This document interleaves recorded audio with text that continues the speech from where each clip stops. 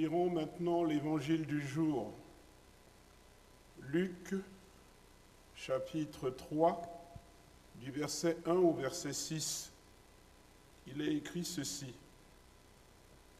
C'était la 15e année du règne de l'empereur Tibère. Ponce Pilate était gouverneur de la Judée. Hérode régnait sur la Galilée et son frère Philippe sur le territoire de l'Ithurée et de la Trachonitide. Lysanias régnait sur la Bilène. Anne et Caïphe étaient grands prêtres. La parole de Dieu se fit alors entendre à Jean, fils de Zacharie, dans le désert. Jean se mit à parcourir toute la région voisine de la rivière, le Jourdain. Il lançait cet appel. Changez de comportement, faites-vous baptiser et Dieu pardonnera vos péchés. Ainsi arrivait ce que le prophète Ésaïe avait écrit dans son livre. Un homme crie dans le désert, préparez le chemin du Seigneur. Faites-lui des sentiers bien droits. Toute vallée sera comblée, toute montagne et toute colline seront abaissées. Les courbes de la route seront redressées, les chemins en mauvais état seront égalisés. Et tout le monde verra le salut accordé par Dieu. Mes bien-aimés, sœurs et frères, les textes choisis pour ce deuxième dimanche de l'Avent font intervenir un personnage très singulier, Jean-Baptiste. Et dans d'autres traductions, on l'appelle Jean le Baptiste. Mais je voudrais vous inviter ce matin à lire aussi la même intervention de Jean-Baptiste présentée dans l'évangile de saint Matthieu et l'évangile de saint Marc, dont la version me semble être plus en phase avec ce qui me touche moi personnellement. J'aime bien ce que Marc dit, peut-être parce que je suis à la paroisse Saint-Marc, mais non, bien avant cela, bien avant que nous puissions nous rencontrer, l'évangile de Marc a toujours quelque chose d'assez singulier et nous allons en parler, peut-être pas avec profondeur, mais nous allons en parler. Nous venons de lire ce que Luc dit sur Jean-Baptiste. Il y a un certain nombre de détails dans ces textes qui sont très importants, c'est pour ça que je voulais vous lire les trois versions. Celle de Matthieu, nous venons de lire celle de Luc, et nous allons enfin lire celle de saint Marc que j'aime bien. Alors qu'est-ce que Matthieu lui dit sur l'arrivée de Jean-Baptiste? Il dit ceci, et il y a des nuances.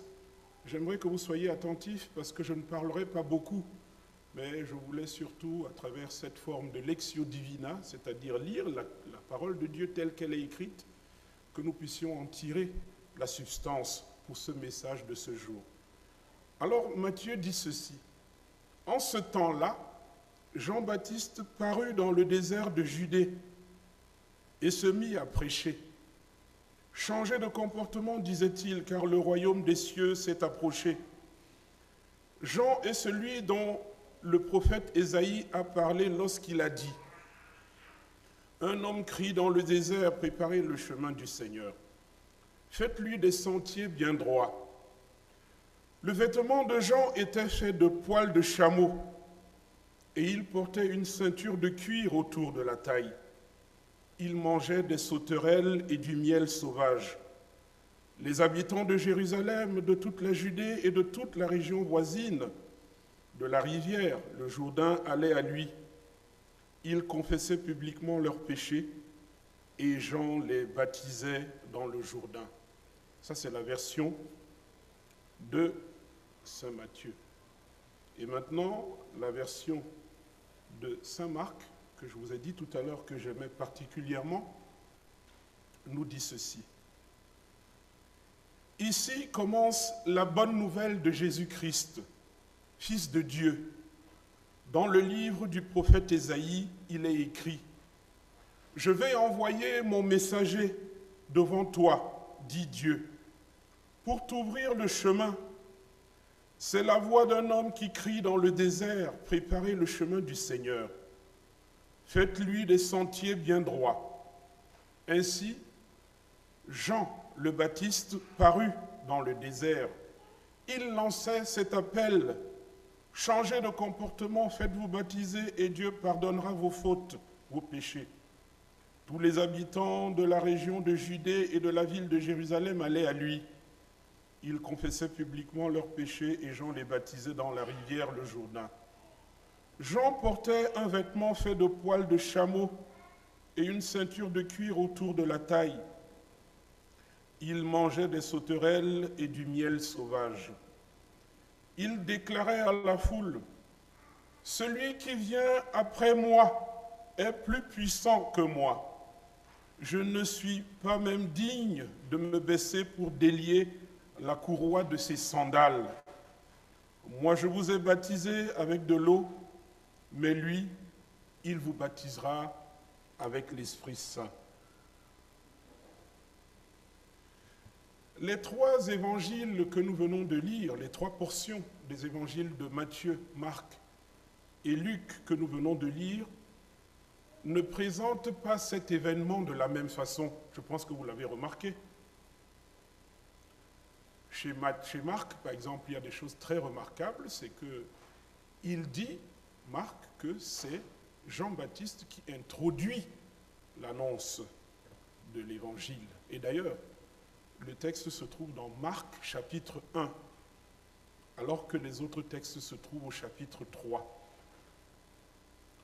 On trouve une énumération de noms des monarques et des hauts dignitaires qui étaient au pouvoir à cette époque dans l'évangile de Luc.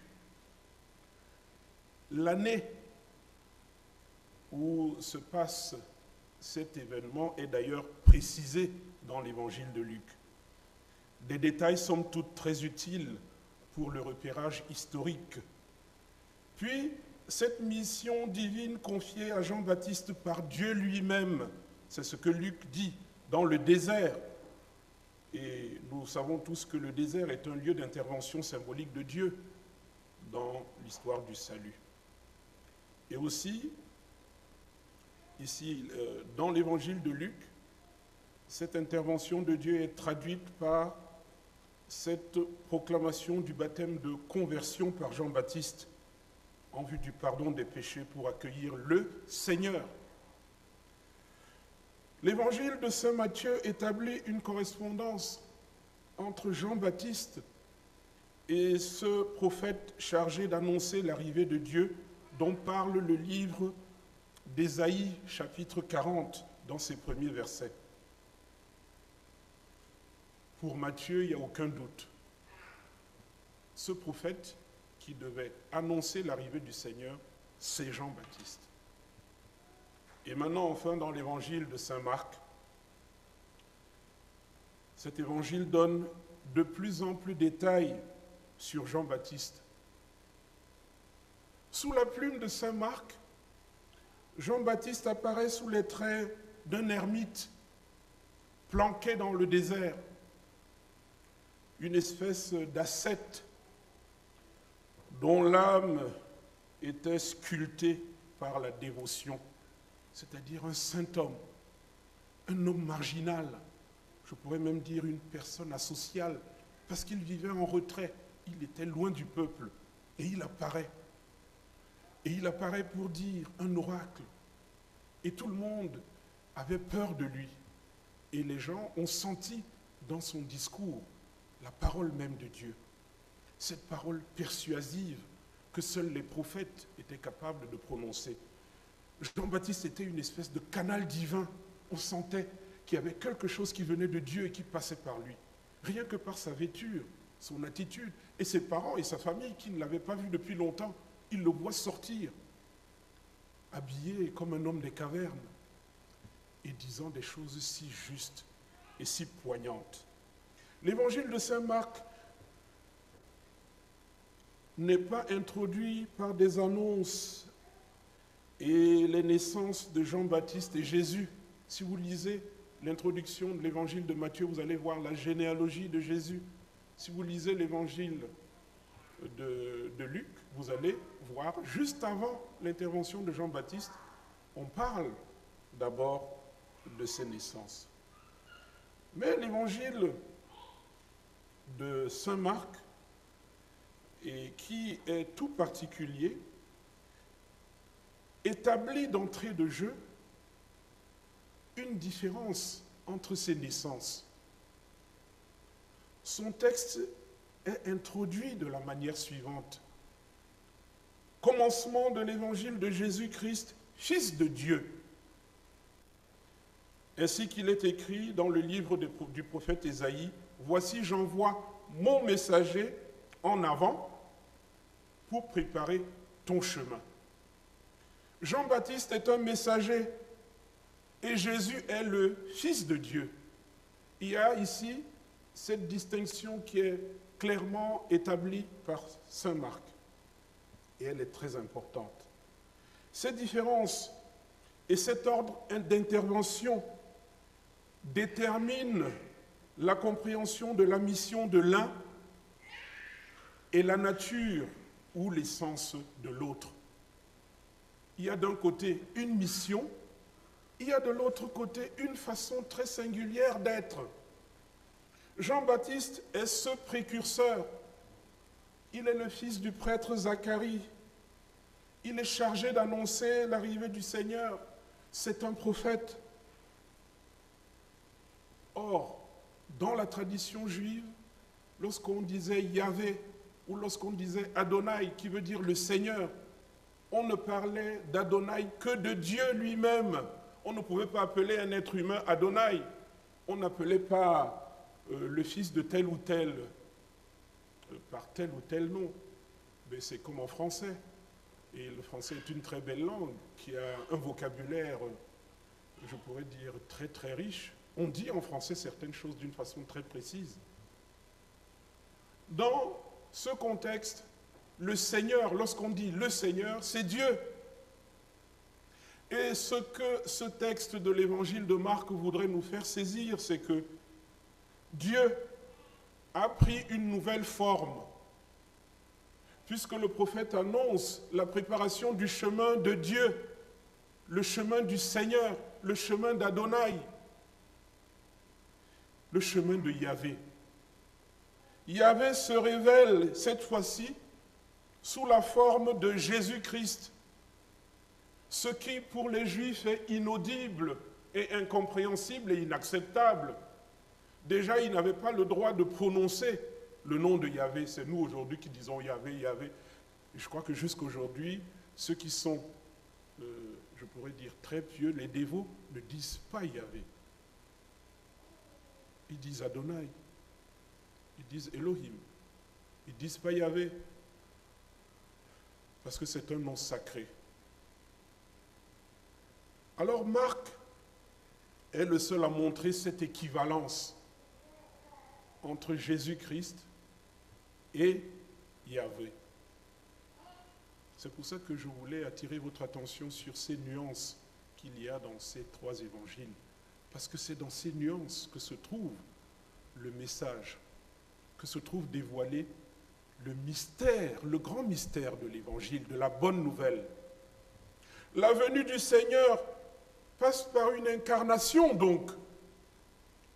La désignation Fils de Dieu qu'on retrouve ici chez Marc, attribuée à Jésus, restituée par la plupart des manuscrits, parce que les spécialistes du Nouveau Testament montrent bien, et ceux qui ont l'habitude de lire les introductions au Nouveau Testament ou qui ont fait une petite formation, il y en a certains parmi vous, savent que l'évangile de Marc est réputé être le plus vieux et la source d'inspiration qui a permis aux autres d'être produits. Et dont la désignation de Fils de Dieu attribuée à Jésus, restituée par la plupart des manuscrits, il y a un certain nombre de manuscrits dans lesquels on retrouve justement cette attribution de ce nom de Fils de Dieu à Jésus. Cela, mes bien-aimés, renvoie au passage d'un état à un autre. Et c'est ça l'incarnation.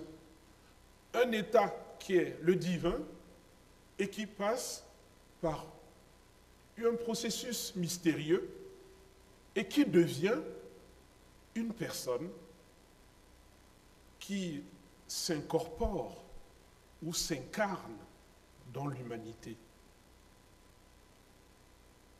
Ce n'est pas une procréation humaine. Dieu n'a pas fait un enfant. Il s'est fait humain. C'est ce que je voulais partager avec vous aujourd'hui. Ce n'est pas moi, ce sont ces textes qui nous donnent la possibilité de le dire. En Jésus-Christ, le Maître est venu rejoindre les hommes.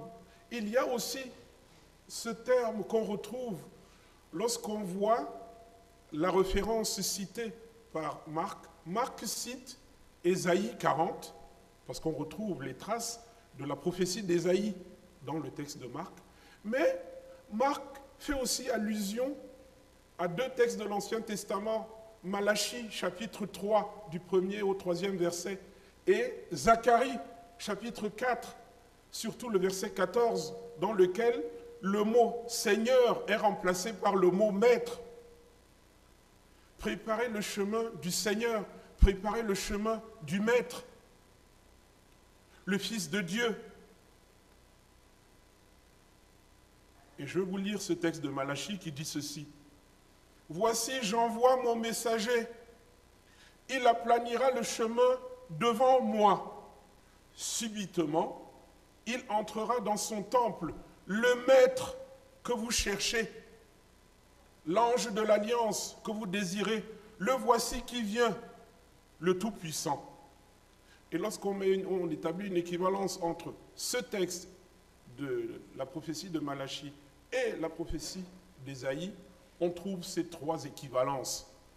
Jésus est Fils de Dieu, Jésus est le Seigneur, Jésus est le Maître, Jésus est Dieu. Jean-Baptiste annonce l'irruption de Dieu dans le monde sous une forme humaine. C'est le grand mystère de la nativité. Amen.